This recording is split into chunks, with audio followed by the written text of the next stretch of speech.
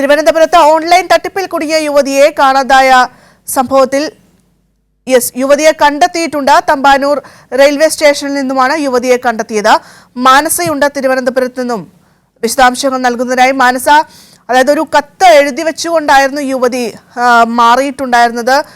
എന്തായാലും യുവതിയെ കണ്ടെത്തി എന്നുള്ള ഒരു ആശ്വാസകരമായ ഒരു വാർത്ത വരുന്നുണ്ട്. എങ്ങനെയൊക്കെയാണ് ഇത്?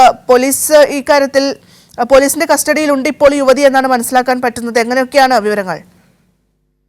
ഭദ്ര, അല്പസമയം മുൻപാണ് ഈ കിളിമാനൂർ സ്വദേശിയായ പാർവതിയെ തമ്പാനൂർ റെയിൽവേ സ്റ്റേഷനിൽ നിന്നും കണ്ടെത്തുന്നത്. റെയിൽവേ സ്റ്റേഷനിൽ നിൽക്കവരെ സംശയം തോന്നി റെയിൽവേ പോലീസ് ചോദിക്കുകയായിരുന്നു.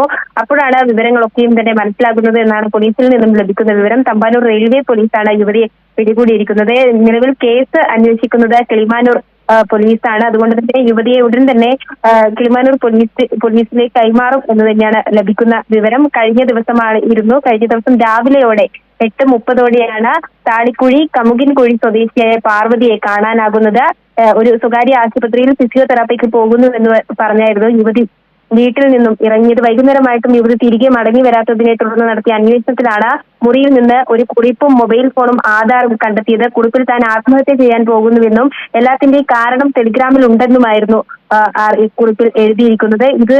ഇതിൽ സംശയം തോന്നിയാണ് ബന്ധുക്കൾ പോലീസിൽ വിവരം അറിയിക്കുന്നത്. പോലീസ് നടത്തിയ അന്വേഷണത്തിലും ഇത്തരത്തിൽ ടെലിഗ്രാം പരിശോധിച്ചതിലും 4 ലക്ഷം രൂപ വിവിധ അക്കൗണ്ടുകളിലേക്ക് അയച്ചതിന്റെ രേഖകൾ ഉൾപ്പെടെ കണ്ടെത്തിയിട്ടുണ്ട്. അതുകൊണ്ട് തന്നെ ഈ ഓൺലൈൻ തട്ടിപ്പിന് യുവതി ഇരയായിട്ടുണ്ട് എന്നതടക്കമുള്ള കാര്യങ്ങൾ പുറത്തു വന്നിട്ടുണ്ടായിരുന്നു. അതിന്മേലുള്ള അന്വേഷണവും നടക്കുകയാണ്. തുടർന്നാണ് ഈ യുവതിക്കായുള്ള തിരച്ചിൽ ഊർജിതമാക്കിയത്. അങ്ങനെയാണ് നിലവിൽ തമ്പാനൂർ റെയിൽവേ സ്റ്റേഷനിൽ നിന്നും പോലീസ് യുവതിയെ പിടികൂടുന്നത്. തമ്പാനൂർ റെയിൽവേ പോലീസാണ് യുവതിയെ പിടികൂടിയിരിക്കുന്നത്.